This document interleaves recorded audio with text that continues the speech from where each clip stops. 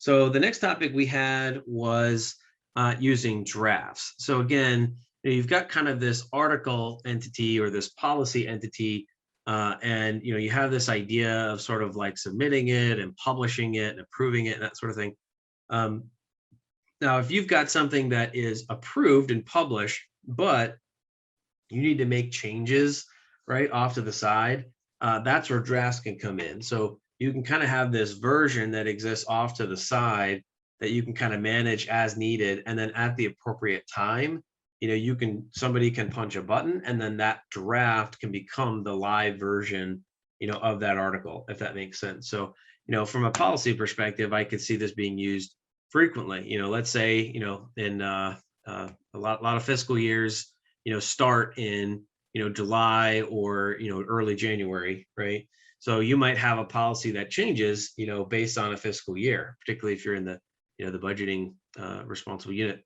So you might have a policy that right now is valid up until, the end of Q2, right?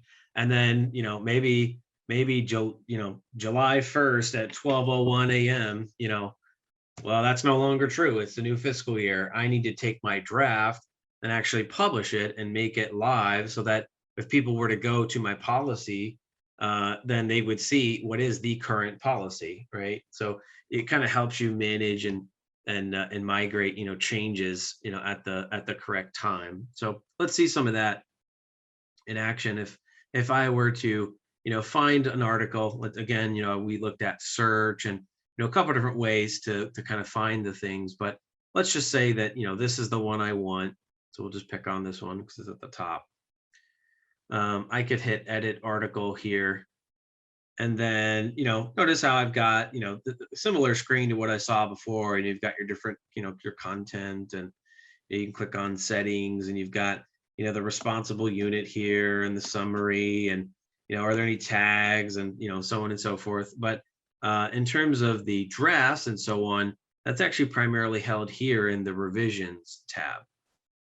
So you can see that there was revision 1, and then at this date and time, Jenna did something, and it kind of changed over the course of a few weeks, right? So you can see that revision 6 is the current version. So that is the version of the policy that is live.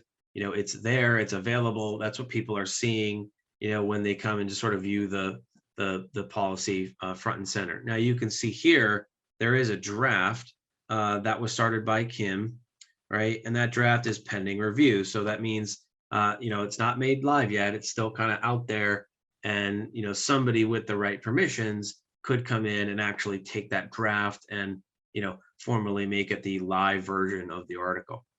Now the great news is that you can always go back to an older version. So every time you edit it, all of the revisions are logged here, right? So even if you make a mistake and you're like, oh crap, I need to go backwards, I don't know what I did, I need to get back to the prior version, you should always see those items here in the revisions tab. And then you have this really handy comparison tool. So for example, let's say I'm wondering, okay, this is my current version. I remember that from Marcus's training. And here I got a draft. Well, what's the difference? Like what's going on there? Like, why would I want to maybe approve and publish this draft, or maybe think that this draft should be approved, maybe versus the current version?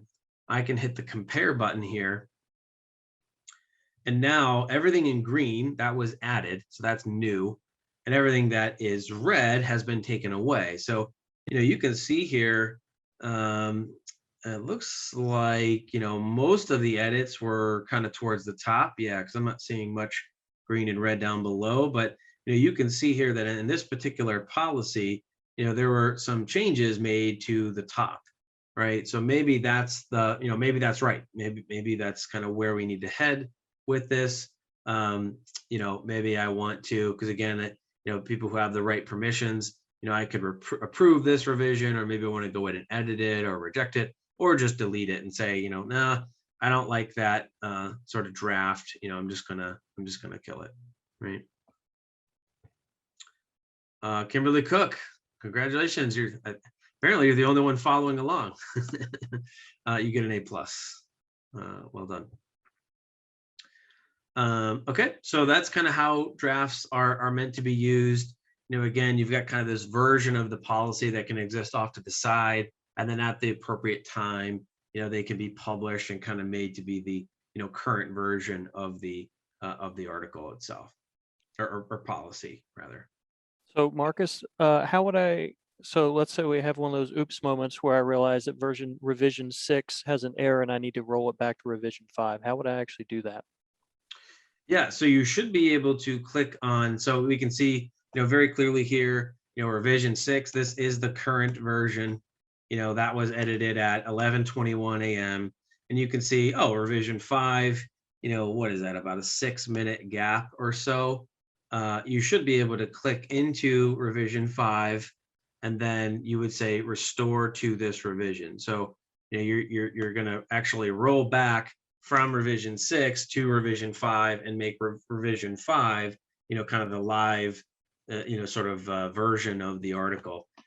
If you're not sure, you still got the compare button here. So, you could compare this against, a different revision to sort of get an idea of, okay, was stuff taken away? Was it added?